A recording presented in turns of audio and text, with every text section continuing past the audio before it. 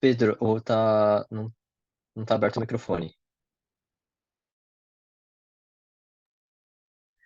Boa noite a todos. Agradeço a vocês a participação no nosso 27º webinar, que vai estar tratando da importância da inovação nas empresas. Quando a gente fala em empresas atualmente, a gente sabe que as empresas que inovam, elas crescem mais, elas mantêm-se mais alinhadas às novas tecnologias e tendências, acabam sendo mais competitivas, tendo uma redução de custos, aumentando a sua produtividade, otimizam necessariamente os seus processos e melhoram a relação com os clientes, entre outros fatores. No webinar de hoje, nós abordaremos a importância das empresas serem inovadoras em seu segmento de negócios e exploraremos o que deve ser feito para viabilizar a cultura da inovação, fazendo com que a inovação seja uma aliada na nossa vida profissional e empresarial. Agora eu vou passar a palavra para o Thomas, que vai passar algumas instruções para vocês. Thomas, por favor. Obrigado, Pedro. Boa noite a todos novamente. Sejam muito bem-vindos a este webinar. Eu gostaria de passar algumas instruções com relação à plataforma que a gente está utilizando, que é o Zoom Webinar. Ela tem algumas funções que ajudam a gente a realizar algumas perguntas diretamente para os nossos palestrantes. Então, existe essa ferramenta aqui chamada Q&A, que seriam perguntas e respostas. Ao clicar nela, é possível escrever uma pergunta diretamente para os nossos palestrantes e ao longo do webinar, eles vão estar tratando de respondê-las, tá? Qualquer dúvida, então, por favor, compartilhe essas dúvidas para que a gente possa enriquecer mais ainda este conteúdo do webinar, tá? Às vezes o pessoal coloca também no bate-papo, mas o bate-papo é mais para modo geral, algum comentário geral, tá? Mas façam mesmo as perguntas diretamente nessa ferramenta, o Q&A, tá? Então, e lembrando que no final deste webinar, teremos uma pesquisa de satisfação, que é a qual é muito importante receber a opinião de vocês sobre questões que podemos melhorar nos próximos webinars, e a gente está sempre aprimorando cada vez mais. Obrigado, Thomas. E agora eu gostaria de falar um pouco sobre essa tela que está sendo apresentada para vocês. O Hub da Gestão, desde o início da sua existência, ela sempre teve a participação de patrocinadores e parceiros para que nós pudéssemos atingir o nosso propósito. Eu gosto sempre de citar quem são esses patrocinadores, esses parceiros, começando com a Britec, que é uma fintech nacional que já está presente em 22 países, a Leveros, que é líder em climatização e em energia solar aqui no Brasil, a Associação de Ex-Alunos da Getúlio Vargas, que nos dá um apoio muito forte na divulgação dos nossos eventos, a Estúdio Fiscal, uma empresa de consultoria fiscal no sul do país, e mais especificamente em Porto Alegre, a Agência M, que é uma agência de marketing digital atuando no Brasil todo, a Stex, que é uma empresa de desenvolvimento empresarial na área de consultoria, e a Bloco 1, que é uma empresa especializada em tecnologia e operações com criptomoedas. Agradeço a participação de todos dentro do nosso esforço de sempre manter a camada de empresários empresários de médias empresas atualizados com aquilo que é mais relevante dentro do mercado atual, do momento atual dos nossos negócios. E, em função dessas situações e desse patrocínio que a gente tem a capacidade e a possibilidade de nos mantermos ativos dentro do nosso propósito.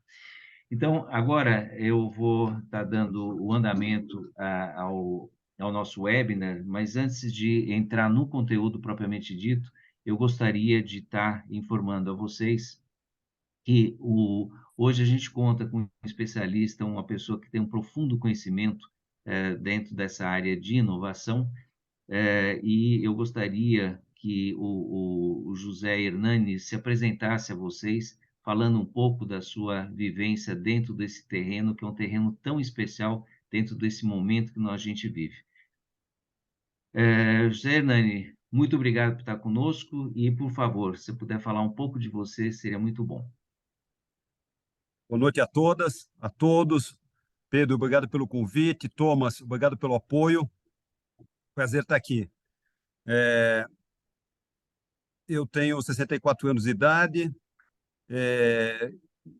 Minha graduação foi em administração de empresas e após engenharia de produção. Sou casado com a Jaci, tenho 2 meninas, tenho um neto. E é importante destacar, sou São Paulino, Pedro. E em 1999, eu sou sócio da Peratiani Desenvolvimento de Empresas, se dedica à gestão da inovação nos campos da consultoria, educação e funding para inovação. É com base nessa dedicação de empreendedor e de consultor que a gente vai estar conversando hoje, junto com a tua audiência e esclarecendo tudo aquilo que for necessário. Muito obrigado, Hernani. E agora vamos começar efetivamente a explorar aí o conteúdo do nosso webinar, tá? A primeira pergunta que eu gostaria de fazer para você é como podemos definir a inovação e a figura do P&D, ou em outras palavras aí, a parte de pesquisa e desenvolvimento. Pedro, existem várias definições para inovação, né? Uma, inclusive, eu li recentemente, inovação é a criatividade na prática. Mas não é só isso, né? As empresas marcadamente inovadoras, elas têm um processo organizado, um processo estruturado para inovar. Inovação não é só insight, né? Talvez tenha sido o primeiro momento em que uma empresa realizou uma iniciativa inovadora por insight, mas as empresas marcadamente inovadoras, as verdadeiras usinas de inovação, elas têm processo, têm método e, em relação à questão do P&D, a gente não pode confundir mais inovação com P&D. A gente inova além do P&D. Você pode inovar na sua manufatura, na tua engenharia de produto, na tua engenharia de processos, você pode inovar na logística, na tua área comercial, enfim. E o P&D é um locus onde você inova também. Muito bom. E aí, estendendo um pouquinho essa pergunta, como devemos entender a inovação em uma empresa? Como eu disse anteriormente, a inovação hoje ela tem que ser pensada na organização como um todo, né? E se eu puder classificar, na verdade essa classificação não é minha, né? Essa classificação está baseada em alguns documentos da OCDE, notadamente o Manual de Oslo e o Manual de Frascati, né? O Manual de Frascati da década de 60 e o Manual de Oslo de 90, e todos eles foram atualizados. A gente pode considerar a inovação dentro das empresas acontecendo em 3 grandes momentos: na pesquisa básica, na pesquisa aplicada e no desenvolvimento experimental. E a gente pode imaginar esse ciclo, né? Desde o esforço de geração de ideias até o lote piloto que precede a normal produção. Então, esse é o grande fluxo da inovação dentro da companhia. E eu queria destacar, Pedro, depois de ter feito ter dado a definição e ter citado isso, que a importância da inovação, né, Pedro? Hoje em dia, as empresas só têm 2 alternativas: inovar ou morrer. E tem muitas empresas que já morreram e não sabem disso. Então, a importância da inovação está colocada. A gente vive há tempo o turbocapitalismo, as mudanças são muito mais aceleradas, muito mais frequentes do que já foram em qualquer momento da nossa história, não só no Brasil, né, obviamente, mas a importância da inovação está colocada para todas as empresas, independentemente do setor em que elas atuam. Você citou algumas situações aí que provocam essa necessidade da inovação, e aí uma curiosidade pessoal minha, a gente está vivendo alguns cenários geopolíticos ou geoeconômicos que são significativos dentro da camada mundial.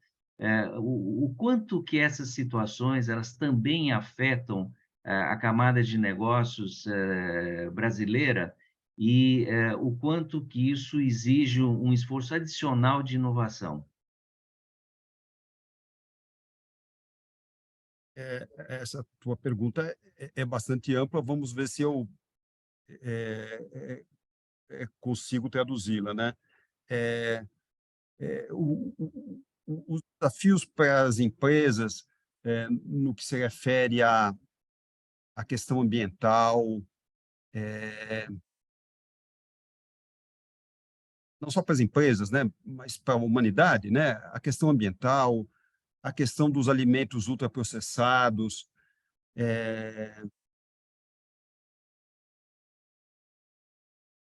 questão da hiperconcentração de renda e por aí vai, colocam desafios crescentes para as empresas, né? Não adianta, hoje a empresa não pode olhar só para dentro, né? Ela tem que estar aberta para o ecossistema em que ela opera. Ela tem que entender o encadeamento dos vários ecossistemas que afetam os seus negócios. Com base nisso, ela tem que se posicionar e tem que inovar. E tem que identificar quais são as suas questões empresariais críticas e buscar solução por via da inovação para essas questões empresariais críticas. Foi isso que você me perguntou, Pedro? Foi. E obrigado pela explicação, porque isso mostra a abrangência de visão que o empresário precisa ter, o executivo de uma empresa precisa ter, para ter uma real dimensão da importância da inovação e o quanto que ela precisa ser acionada para manter a empresa viva. Tá? Como você citou, tem muita empresa que já morreu, só que não percebeu ainda que está morta, porque ela perdeu o timing da inovação e de reposicionamento junto ao mercado. Mas muito obrigado aí pela tua explicação. E agora, dentro de uma metodologia que a gente já aplica em todos os nossos webinars de interação junto com os participantes, eu vou estar pedindo para o Thomas ele apresentar a primeira pesquisa, e essa pesquisa tem como pergunta base: quanto você conhece de inovação? Thomas, por favor. Pronto, a pesquisa está aí, vocês podem optar por qualquer uma das respostas que estão contidas aí, aquela que vocês se sentirem mais confortáveis em definir.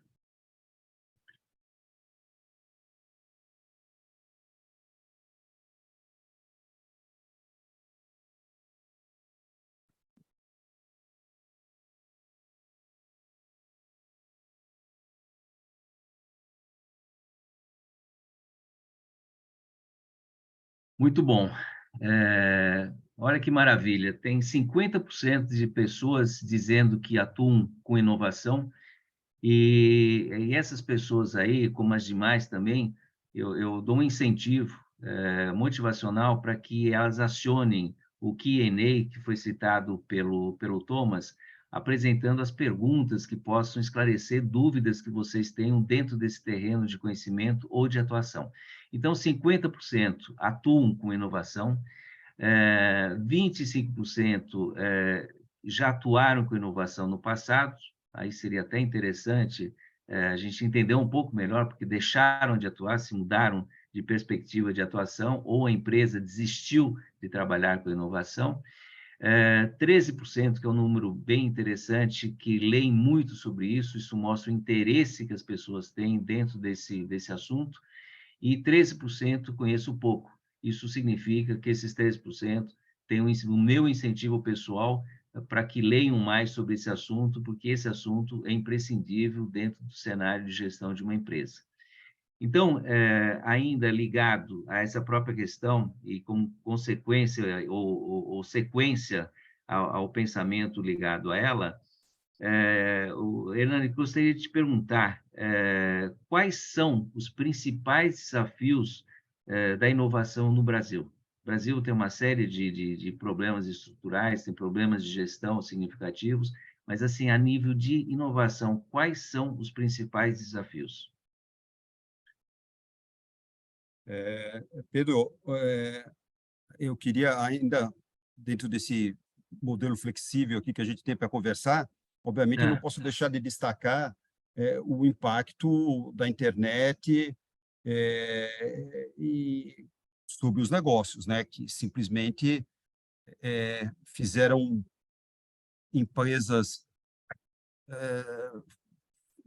muito poderosas surgir e fizeram várias outras desaparecer, né? Obviamente não poderia deixar de citar isso, né?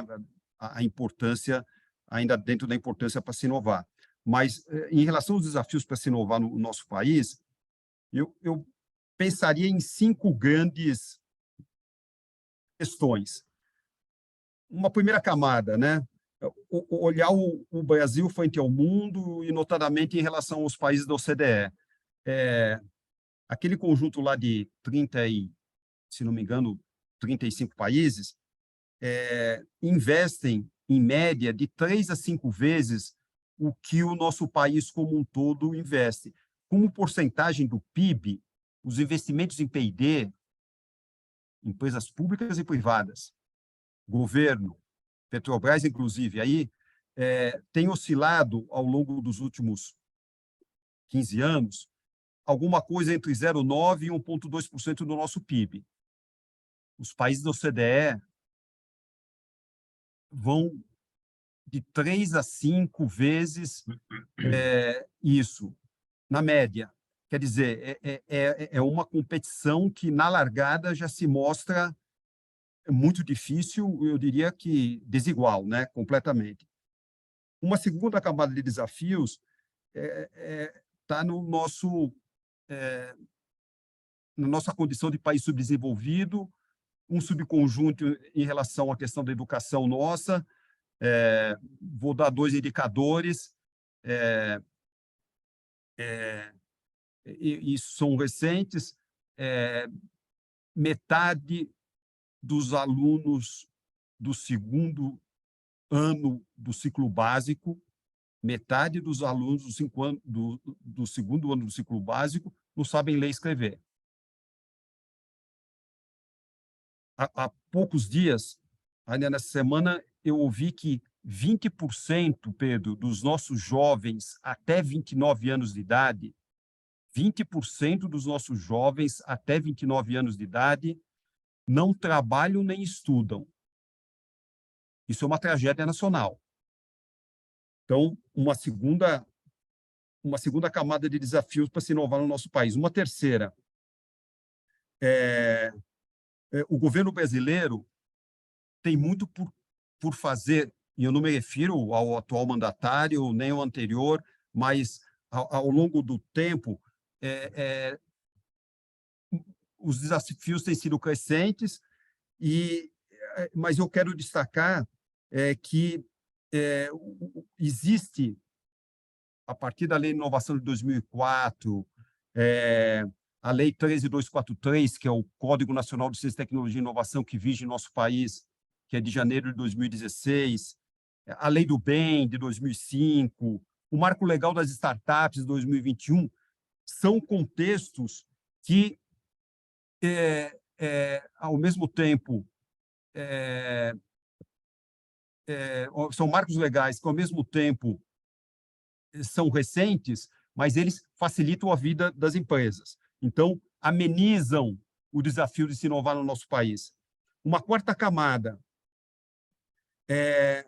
as nossas empresas, de um modo geral, as empresas instaladas aqui no Brasil, de um modo geral, sejam elas multinacionais ou não, elas estão pouco expostas à competição internacional, né? Então, isso não é um terreno fértil para se inovar. E uma quinta camada, dentro dos desafios que eu vejo para se inovar no nosso país, está no C-level nosso. As nossas lideranças, de um modo geral, elas são muito pouco iluminadas para esse assunto da inovação. Então, são essas 5 grandes camadas que eu vejo como desafiadoras para se inovar no nosso país. Dentro dessa perspectiva dos desafios, eu gostaria de lembrar que hoje a camada de médias empresas é uma camada, ela é pouco significativa em relação à quantidade de empresas no Brasil, porque a grande maioria das empresas elas são empresas ou de pequeno porte ou microempresas, tá? E assim, há uma preocupação natural que existe dentro da figura das médias empresas, tá? O quanto que a gente consegue implementar a inovação em médias empresas, quer dizer, qual a possibilidade efetiva de conseguirmos implementar a inovação dentro dessas empresas e, ao pensar nessa inovação nessas empresas aí, que diferencial que isso gera para essas empresas? O quanto que isso vale a pena, o quanto que vale a pena o esforço ou investimento em cima da inovação? Pedro, como eu disse minutos atrás, se a inovação pode ser implementada nas pequenas e médias organizações aqui no Brasil, não se trata de pode, tem que, deve ser, não se trata de alternativa, né? Você me pergunta qual o diferencial que isso gera. Existem estudos aí, existe um estudo não tão recente assim, mas de pouquíssimos anos, do Credit Suisse, que mostra uma correlação enorme entre o valor das empresas e o seu grau de maturidade frente à inovação. Então, inovar cria valor, sim. Isso está medido, por exemplo, nesse estudo do Credit Suisse. Mas eu queria dizer o seguinte, como implementar isso nessas organizações? Eu diria que, em primeiro lugar, a inovação tem que estar voltada para resultado. Isso, o empresário, inovação não é algo legal de se fazer. Inovação tem que ter reflexo lá na última linha das demonstrações das companhias, né? Então, inovação para resultados, a inovação tem que ser medida. Os investimentos têm que ser medidos, tem que haver métrica para esses esforços. Eu diria que uma segunda preocupação que as empresas têm que ter nos seus esforços de inovação, nos seus investimentos, é fazer a gestão do conhecimento. Gestão do conhecimento e inovação são assuntos irmãos siameses, né? Então, a preocupação com a gestão do conhecimento. A gente não pode se esquecer que inovação tem também uma outra intersecção importantíssima, que é a questão do risco. Inovação e risco andam de mãos dadas, né? Então, fazer a gestão do risco, reconhecer o risco dos seus projetos, né? Isso é muito importante, né? E uma quarta componente que afeta os esforços de inovação é a gestão da mudança. A gente vai conversar um pouquinho mais sobre isso à frente, eu imagino, mas essas 4 interseções, esses 4 fatores, essas 4 dimensões conversam com a inovação nas médias e nas pequenas empresas. Foco em resultados, fazer a gestão do conhecimento, a importância de reconhecer o risco dos vários projetos que a empresa está tocando no campo da inovação e saber fazer a gestão da mudança. Respondi o que você perguntou, Pedro? Não, perfeito e super completa a tua colocação. E já partindo da premissa da necessidade e o quanto é essencial para a sobrevivência de uma empresa criar uma cultura de inovação, e a importância que isso tem, como que deve ser estruturada a governança dentro da empresa? Importante isso, hein? Eu diria que qualquer sistema estruturado de gestão da inovação ele está calcado em 4 pilares, Pedro. A estratégia de inovação, os seus processos voltados para a inovação, as pessoas dentro da organização, e um 4º pilar importante da governança compreende a interação da empresa com o ecossistema dela, notadamente com o ecossistema da inovação. Então, esses 4 pilares seriam aqueles em que a governança tem que estar assentada. Estratégia, pessoas, processos e ecossistema. Eu diria, fazendo um zoom em relação à questão da estratégia, a importância para aquelas empresas que têm um grau pequeno de maturidade frente à inovação, começar com um comitê interfuncional, um comitê composto por representantes de alto nível das várias áreas da empresa, para pensar os esforços de inovação, né? É a partir do comitê que você vai explicitar ou vai definir a tua estratégia de inovação, vai pensar uma agenda, vai priorizar processos, projetos e por aí vai. Então, eu imagino que a governança se daria dessa forma, Pedro. Legal. A gente falou aí nos desafios da estrutura necessária, da necessidade de implementação da estrutura necessária, e assim, trazendo novamente para o cenário das médias empresas. Quais são os desafios de implementação da inovação nas médias empresas?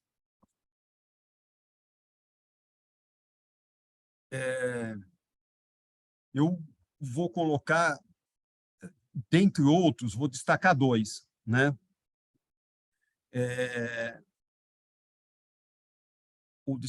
Destacaria 3. A importância da empresa ter uma estratégia de inovação. Mais à frente, a gente pode discutir uma tipologia de estratégias para inovar, mas ter uma estratégia de inovação importante e projetos que viabilizem essa estratégia, né? Não basta ter só ideias, Pedro. É importante ter ideias, ter projetos que viabilizem essas ideias e ter ação e ter a capacidade de execução, né? Então, primeiro a questão, o primeiro desafio a ser reconhecido nas pequenas e médias e nas grandes também é ter uma estratégia explícita. Uma segunda questão que eu destacaria, Pedro, seria montar um exército de multiplicadores internos que dominem ferramentas básicas para a inovação, para viabilizar aquela estratégia. E eu destacaria um terceiro desafio para essas empresas, Pedro, que é entender o ecossistema e se dispor a interagir com ele. E a inovação aberta, a inovação que você faz com o apoio de universidades, instituições de ciência e tecnologia, os ICTs, né? E as inovações e uma outra possibilidade que você tem de fazer inovação aberta, que seriam as startups, compreenderiam como eu disse, 3 grandes frentes que a empresa tem que encarar e superar. Como eu disse, né? A estratégia, formar multiplicadores e se dispor a interagir com o ecossistema dela. São poucos os desafios, certo? Imagina, assim, a gente resolve uma semana isso daí. Seria tão bom se fosse assim, né? Mas, assim, hoje em dia, e cada vez mais, se fala muito em governança dentro das empresas, tá? Trazendo agora para o cenário da inovação, quais são os componentes de um sistema de governança da inovação? Pedro, são os 4 que eu citei instantes atrás e que a gente pode conversar um pouquinho mais sobre eles, né? A estratégia, pessoas, processos e ecossistema. A gente nota, Pedro, pela nossa experiência, que não basta você... eu estou me referindo às empresas bem-sucedidas, né? Não basta você focar apenas em um desses 4 pilares. Que as empresas bem-sucedidas têm de manejar esses 4 pratos ao mesmo tempo, revisando permanentemente a sua estratégia de inovação, aperfeiçoando a sua capacidade de gerenciar projetos e processos de inovação,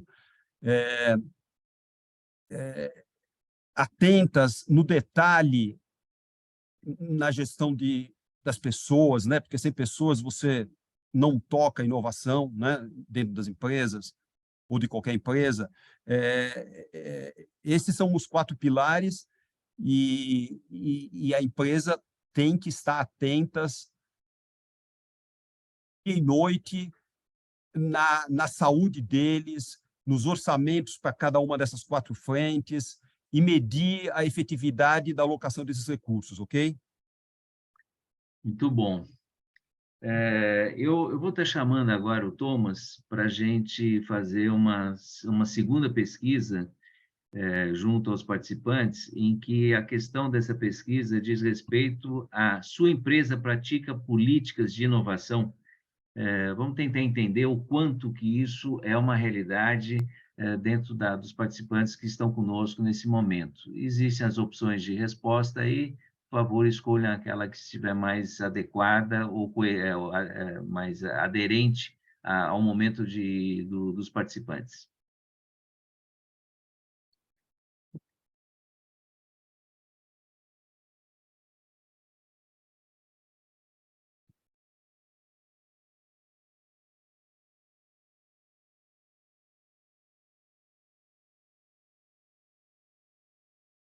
Muito bem, vamos lá às respostas. Temos 2 situações específicas em que 57% diz que temos um grupo de trabalho que tem como foco a inovação, o que é muito positivo, e 43% dizem se fala sobre isso, mas não há nada de efetivo, ou seja, ainda não existe uma cultura, uma estruturação efetiva da inovação dentro da empresa. Ligada a essa questão, que isso aí nos ajuda a uma visibilidade da condução das perguntas seguintes, tá? Vamos explorar agora, Hernani, um pouquinho da questão, quais são as barreiras que limitam a adoção da inovação nas empresas? Pedro, eu acho que uma barreira muito importante e que tem que ser reconhecida e tratada adequadamente é quando a liderança está sensível para o tema, sabe? Isso define o sucesso da companhia. Eu sei que muitas empresas ouviram falar, são poucas as que de fato são empresas inovadoras, mas você ter um conjunto de líderes, não um só, uma andorinha só não faz verão, mas um conjunto de líderes sensíveis para o assunto é importante. Então, se você tem liderança sensível, uma barreira foi superada, ok? Uma barreira importante. Empresa que não tem aversão ao risco, empresa que e esse é empresa que não tem coragem para inovar. Se você for me perguntar quais seriam os valores que caracterizam empresas inovadoras, da lista que eu vou lhe dar, uma delas é coragem para inovar. Então, empresa que tem enorme aversão ao risco e não tem coragem para inovar, tem uma barreira importante pela frente. As empresas que olham apenas no curto prazo, são empresas que não vão ter vida longa, né? Essa visão de curtíssimo prazo contamina empresas de quaisquer portes ou de diferentes portes e ramos de atividade. A amostra que a gente tem aqui no nosso escritório é uma amostra importante, né? São mais de 160 clientes que nós atendemos, e aquelas que vão além do curto prazo são aquelas empresas que têm se dado bem. E a falta de conhecimento sobre o tema, Pedro, a falta de conhecimento sobre o tema permeando todos os níveis da organização, né? As empresas verdadeiramente inovadoras conseguem contaminar o chão de fábrica, né, com esse assunto. Conseguem contaminar, contaminar não é o melhor verbo, mas consegue influenciar, motivar, sensibilizar, levar o assunto inovação constantemente até o funcionário mais humilde e capacita esse colaborador com ferramentas para colocar os projetos de inovação em pé. Então, eu destacaria essas 4 grandes barreiras que, pela nossa experiência, afetam as companhias no que se refere a adotar ou não a inovação. E assim, isso daí é uma percepção minha, eu não sei o quanto que ela é verdadeira, você pode nos esclarecer isso daí, mas que tem empresas que gostariam de praticar a inovação, mas não tem orçamento para isso, ou não tem fluxo de caixa disponível para fazer algum movimento nesse sentido. Como que é essa questão de funding para a inovação no Brasil? Existe? É uma coisa acessível para as médias empresas? Como que você vê isso?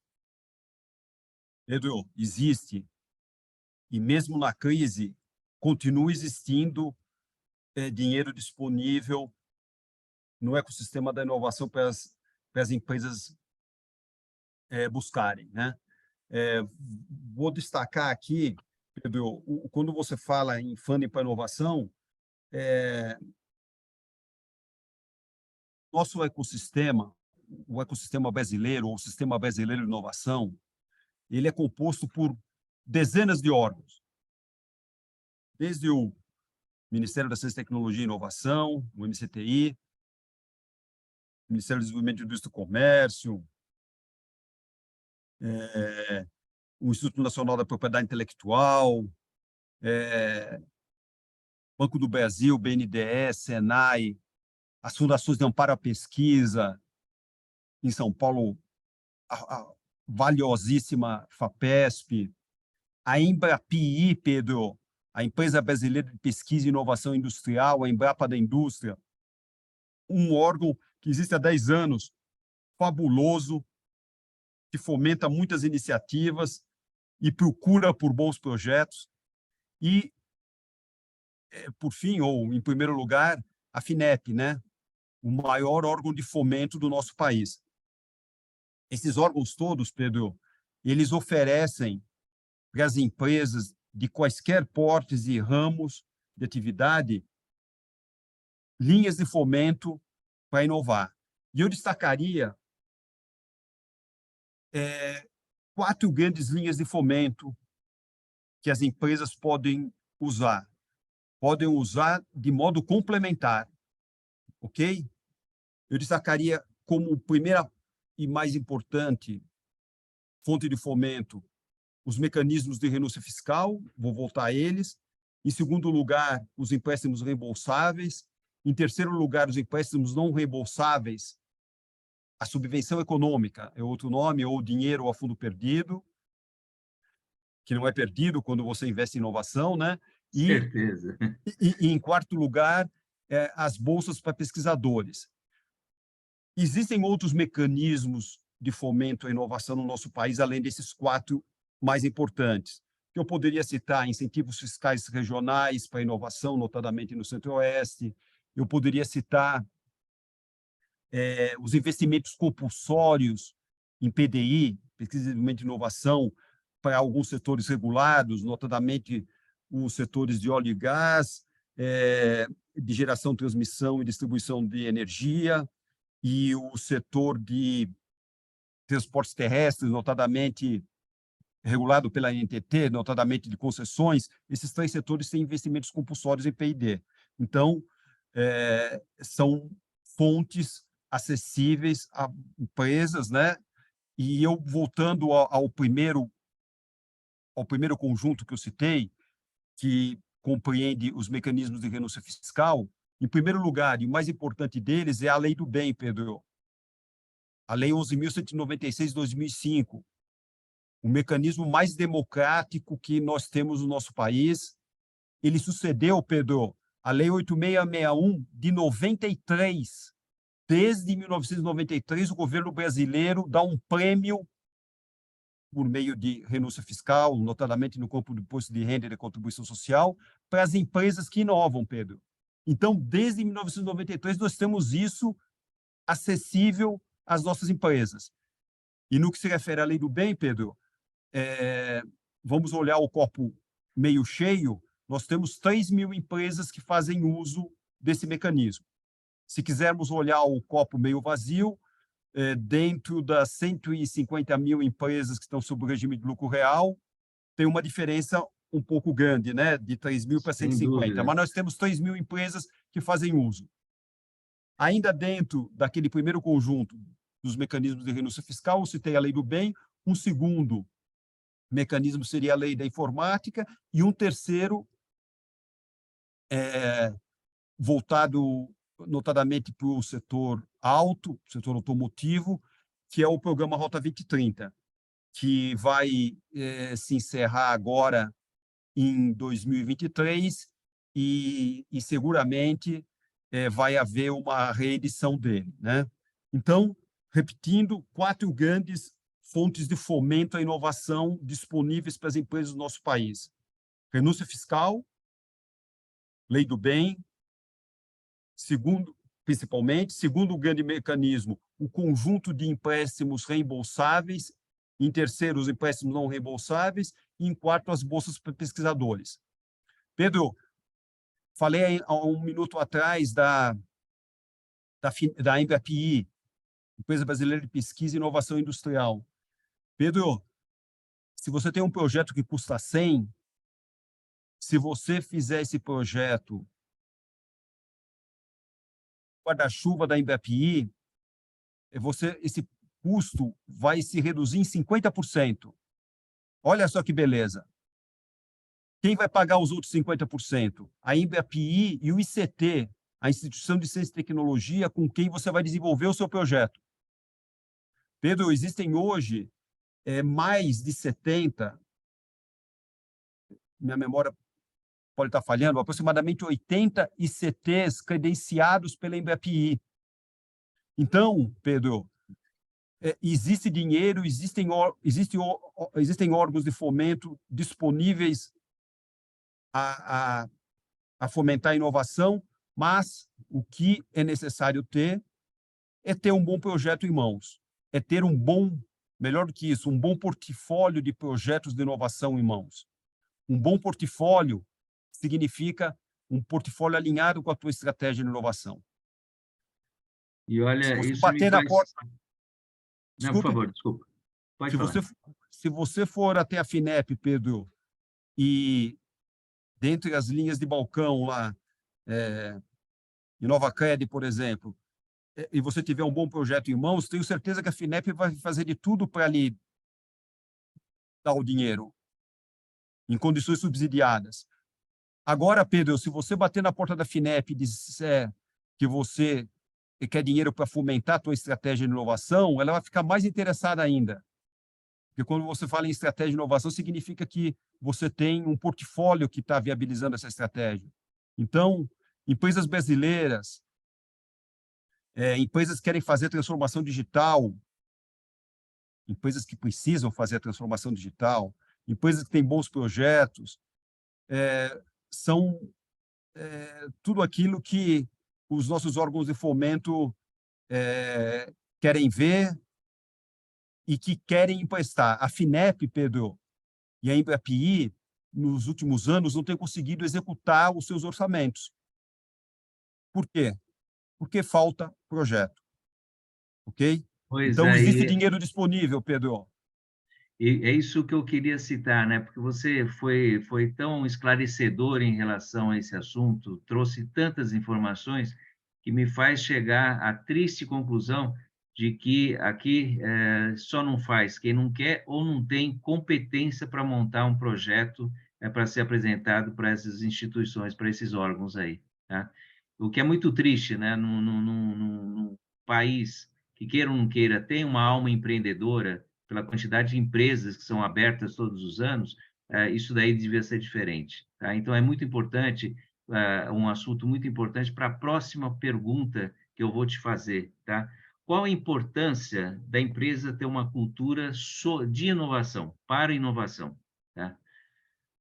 Pedro, eu queria ainda fazer um complemento em relação à pergunta anterior, se você me permite. Fique à vontade. Em relação à questão, falamos das fontes de funding, eu quero destacar que isso não é obra de um governo só, né?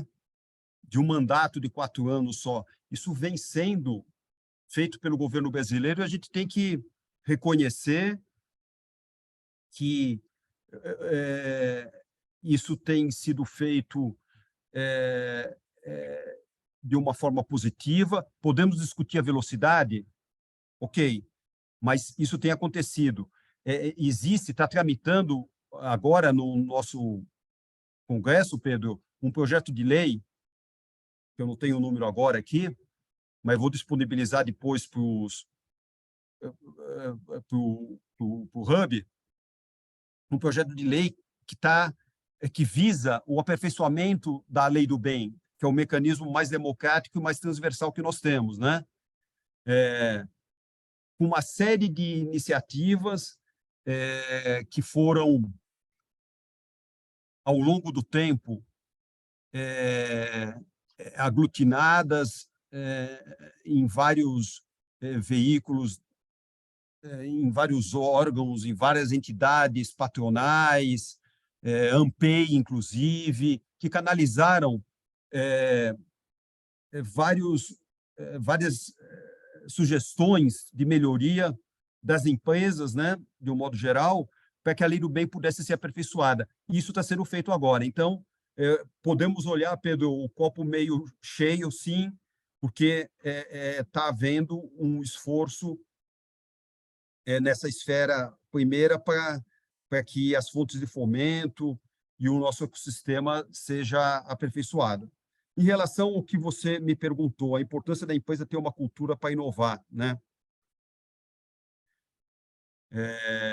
Eu destacaria, Pedro, e eu tomei a liberdade, eu imaginava que você fosse me fazer uma pergunta como essa. Cultura, Pedro, é um conjunto de atitudes e é um conjunto de valores que a empresa tem, né? E você só cria uma cultura para inovação se você tem processos de inovação e, ao mesmo tempo, esses processos, Pedro, renovam, fermentam a tua cultura, a fazem viva, né? Então, pela nossa experiência, e isso sócio, o Walter Peratiani, num dos livros dele, ele destacou alguns valores das empresas inovadoras, alguns valores que caracterizam a cultura das empresas inovadoras. E eu tomei a liberdade aqui de relacionar 9 deles, Pedro. O que faz uma empresa ser uma verdadeira usina de inovação, né, no que se refere à sua cultura, né? Em primeiro lugar, colocar as pessoas em primeiro lugar, ter boas práticas para a gestão de pessoas. Em segundo lugar, a empresa ter, como eu citei minutos atrás, as suas fronteiras abertas. Hoje em dia, a empresa não tem capacidade, na sua grande maioria, não estou me referindo a 3M, não estou me referindo a Dupont, né? Mas eu estou me referindo à maioria das empresas.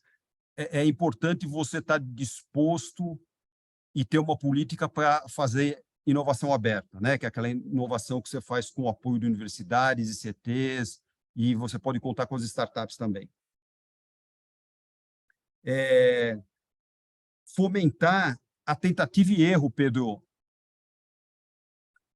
Não ficar no benchmark só, ok? Fazer benchmarking só leva a um curto caminho. A tentativa e erro é muito importante. Fomentar isso dentro da organização. Considerar o erro como parte do ciclo de aprendizagem, Pedro. Esse é um quinto valor de uma cultura marcadamente inovadora. Vou citar mais 5. Fomentar o intraempreendedorismo. Um sexto, reconhecer que o conhecimento é um valor. Existem métricas para você valorizar o conhecimento e colocar isso lá numa conta do teu ativo, ok? Tem empresas que fazem isso e fazem isso muito bem. Um sétimo valor importante das empresas inovadoras, a disposição permanente para fazer diferente, Pedro. Se você não se dispõe a fazer diferente, meu amigo, a tua chance de inovar é muito pequena. É a base de tudo, né? É a vontade de fazer. Eu estaria colocando a vontade de fazer, a coragem para fazer, a coragem para inovar, como um outro valor. Eu citaria na sequência, estaria citando na sequência, você se antecipou. E um último da lista de 9 que eu lhe dei agora é saber conviver com o contraditório dentro das organizações, saber colher as objeções. Portanto, você precisa ter líderes dispostos a isso, né? Não chefes, mas líderes dispostos a isso. Então, sabia que você ia me fazer essa pergunta sobre como conduzir.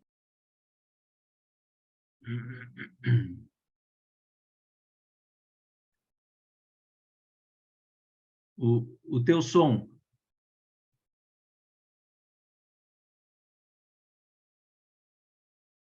Você ficou no mute, Nani. Você me ouviu até o Isso, fim? pronto. Você me ouviu Voltou. até o fim? Você me ouviu até eu consegui falar os 9, ok? Sim, falou isso daí, perfeito, sem problema nenhum, tá? E, Hernani, eu vou deixar você respirar um pouquinho agora, tá? Porque você gastou, assim, muito da tua energia, do teu ar, do pulmão. Eu vou chamar a terceira pesquisa aí para fazer uma pergunta para os participantes, só para ter uma dimensão do como que eles sentem inovação. E a pergunta da pesquisa de número 3, Thomas, por favor, você pode projetar? A pergunta é: você gostaria de atuar com inovação? E, novamente, as opções aí, fiquem à vontade.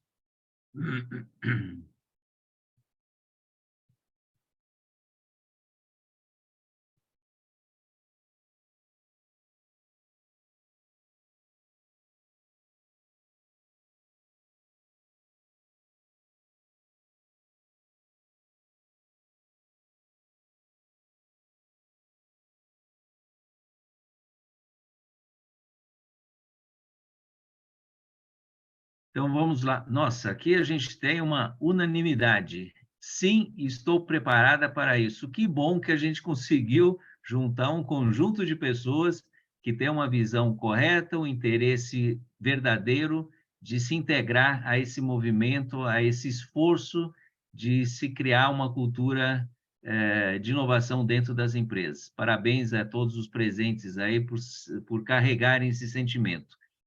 E agora, Hernani, eu vou te fazer uma série de perguntas, a gente vai tentar ter que ser o mais objetivo possível nas respostas aí, tá? Para não estourar muito o nosso tempo.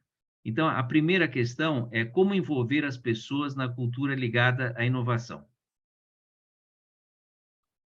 Bom, eu disse anteriormente, o exemplo vem de cima. Então, a liderança dando o exemplo e colocando isso como dentro da pauta dos comitês e reforçando a estratégia de inovação da companhia, né? eu diria que a questão do reconhecimento, da sensibilização permanente dos seus colaboradores seria uma forma de envolvê-las, né? Quando a gente fala em programas de geração de ideias, Pedro, eu talvez esteja me antecipando um pouco, mas programas de geração de ideias exigem recompensas, ok? Monetárias ou não monetárias, mas é importante você reconhecer o esforço das pessoas no que se refere com ideias para fortalecer a cultura da companhia, para a inovação. E aí, dentro desse contexto, é possível você formar equipe de pessoas nesse sentido, tá? Você fazer uma identificação de pessoas que tenham esse perfil e montar equipes que sejam eficazes dentro do seu propósito? Sim, sim, Pedro. É possível você capacitar as pessoas em técnicas de geração de ideias, não só, né, mas você tem que oferecer ferramentas para as pessoas.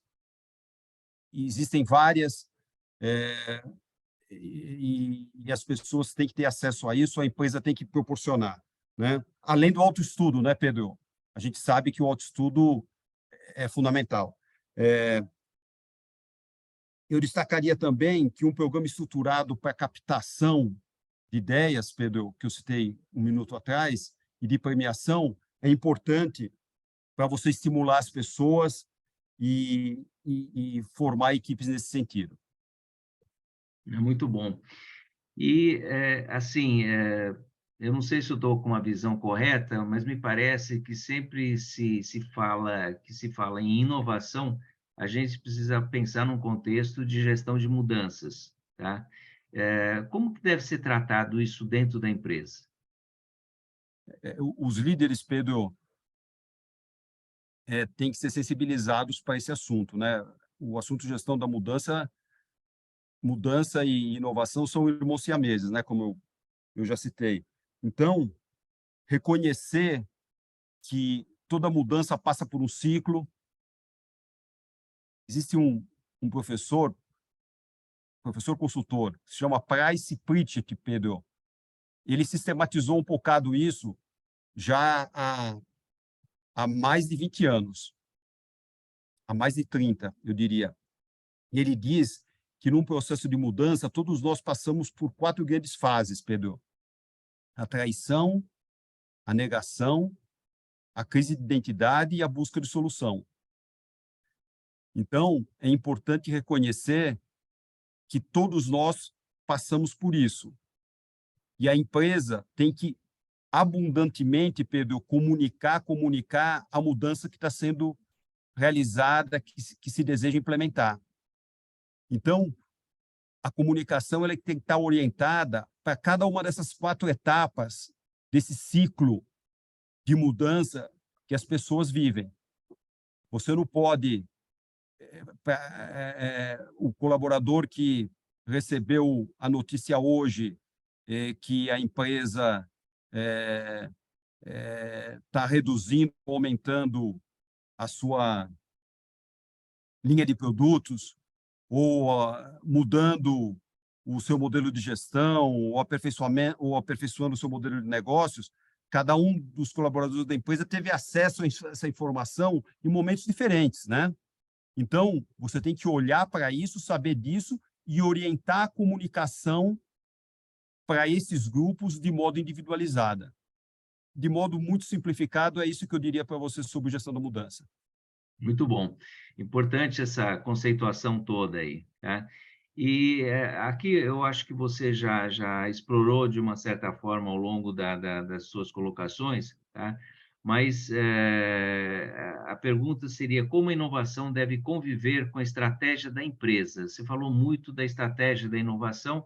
Essa estratégia da inovação, ela precisa estar totalmente alinhada com a estratégia da empresa, seria isso? É isso, Pedro. A estratégia de inovação é um subconjunto da estratégia corporativa maior, né? E eu destacaria que existem 3 grandes estratégias de inovação, Pedro. A estratégia de inovação que é fomentada pela tecnologia, quer dizer, a tecnologia empurra a inovação dentro da companhia. Uma segunda grande estratégia, essa é a primeira, Technology Push. Uma segunda, Market Pull. A inovação é puxada pelo mercado.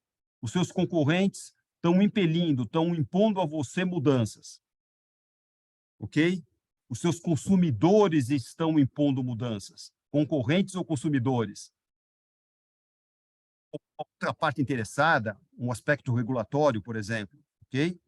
E uma terceira grande estratégia, além das 2 que eu citei, é a inovação de significado, Pedro. Design Driven Innovation. Quem caracterizou isso muito bem é o professor Roberto Verganti, do Politécnico de Milão. Ele tem alguns livros sobre isso. E tem um livro que trata especificamente sobre isso, sobre inovação de significado. Um exemplo, Pedro, de inovação de significado são as sandálias havaianas da nossa multinacional Alpargatas. Como nós temos quase a mesma idade, há 50 anos atrás, 60 anos atrás, o único calçado do descamisado era a sandália havaiana, não era isso?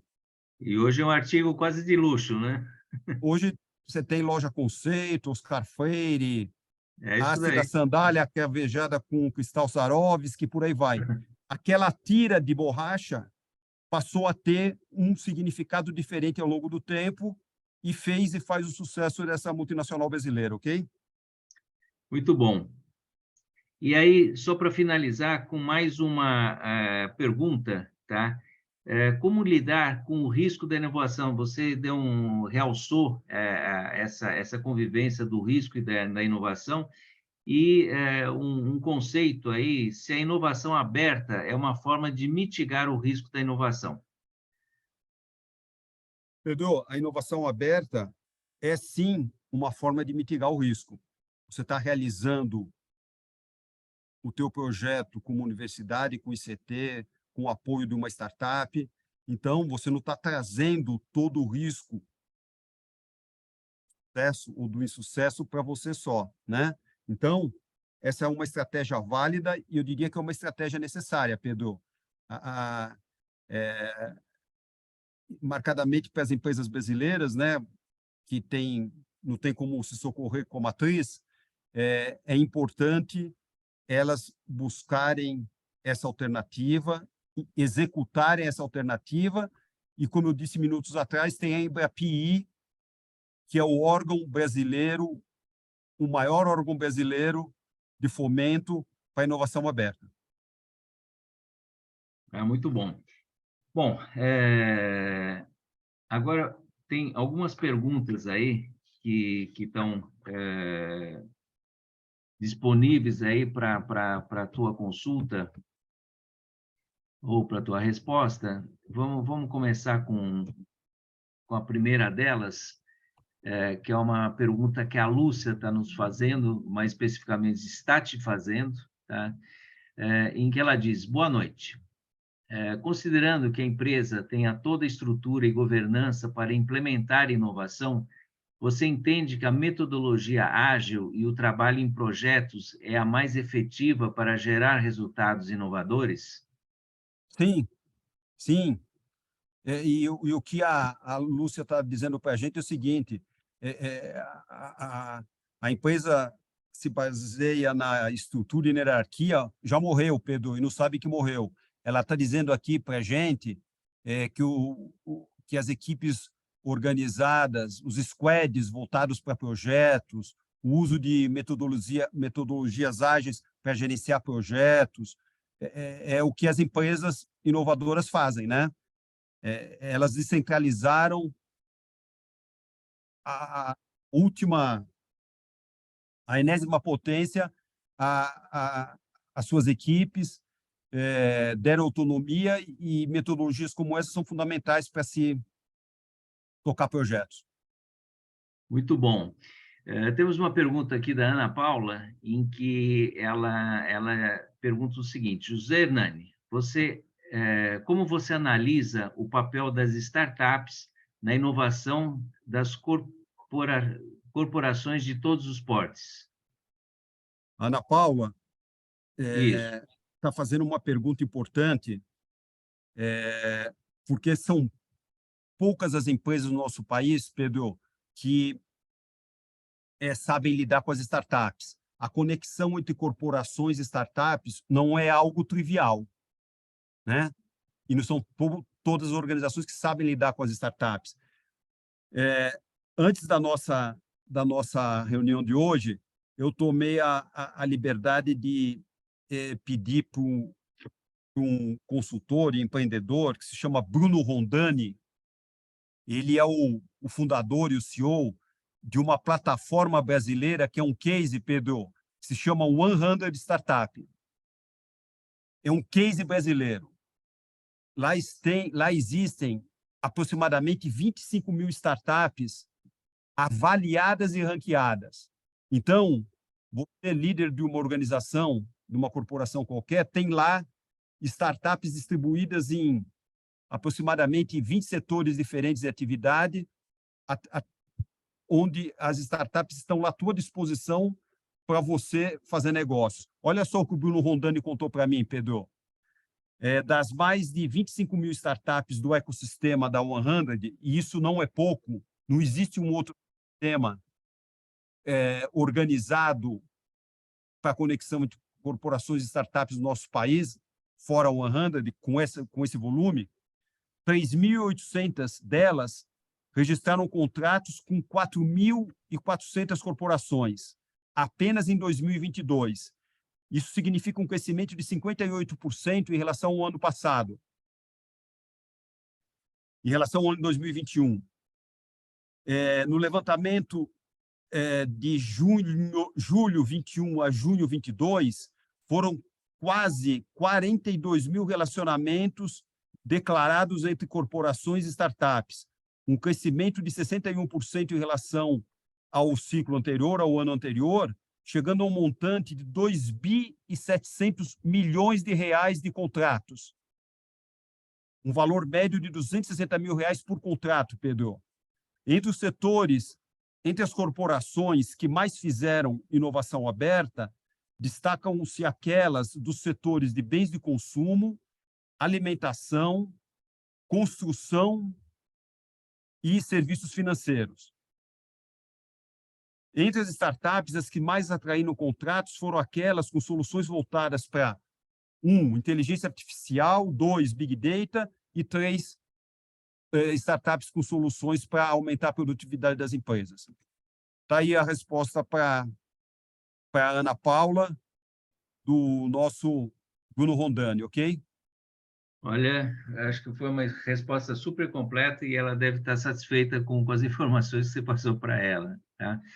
Bom, eu gostaria de... Olha, acho que surgiu mais uma pergunta aqui de última hora, tá? Vamos ver se... Ela só está agradecendo a tua resposta, então...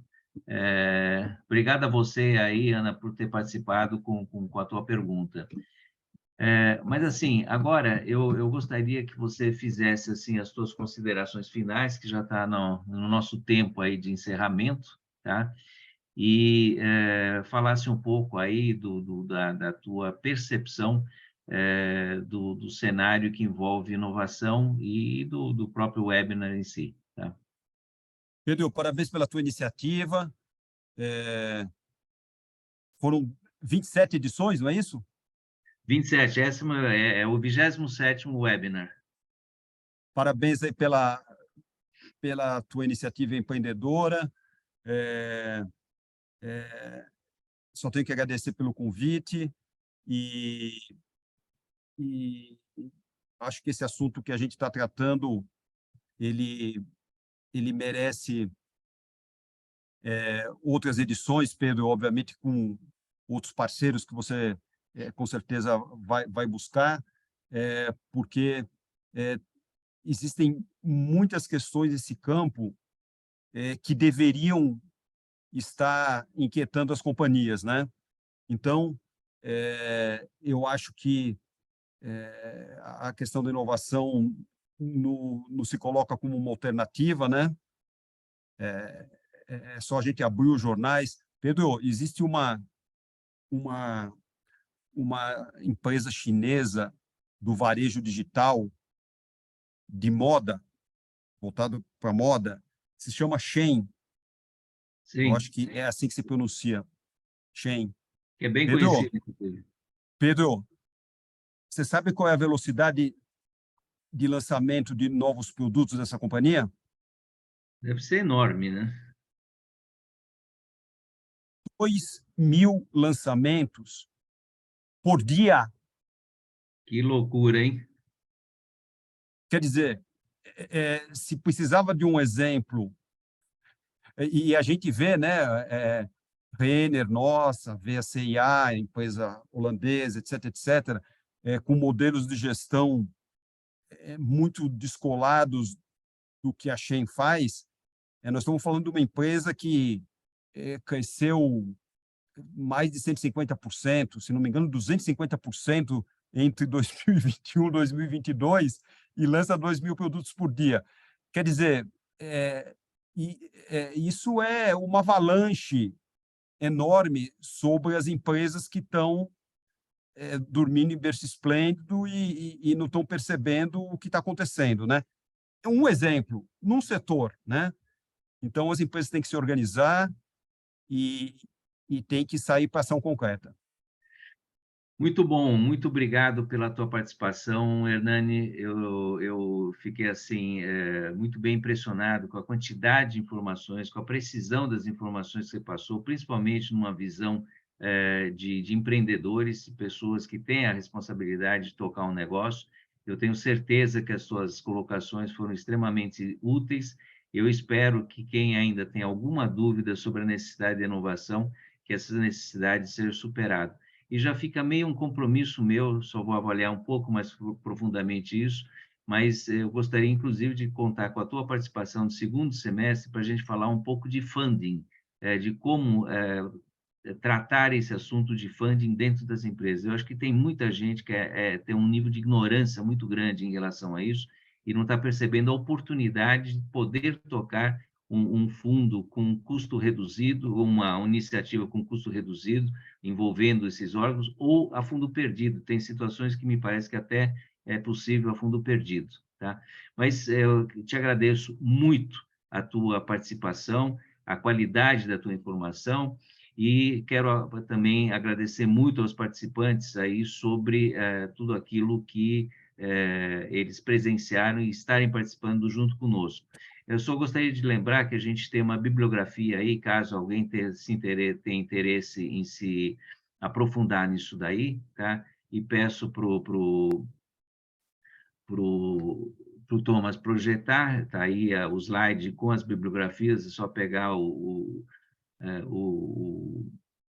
celular de vocês e tirar uma foto dessa tela aí, e lembrando que ainda tem uma pesquisa de satisfação, que para a gente é muito importante, que é realizada a cada final de webinar. Então, mais uma vez, Hernani, muito obrigado pela tua participação, agradeço mais uma vez ao Thomas aí, pela colaboração e pelo apoio que nos dá nos nossos eventos aí, e espero que até a próxima, o próximo webinar, que só vai agora acontecer em agosto. Somos filhos de Deus, então em julho a gente vai descansar um pouquinho, mas em agosto a gente está de volta e esperamos a participação novamente de todos vocês que nos apoiaram ao longo desse ano de 23 e já de 22 também. Muito obrigado a todos, um tchau, e Hernani, mais uma vez, um muito obrigado especial para você, tá? Tchau, tchau. Boa noite a todas, boa noite a todos. Tchau, Hernani, até.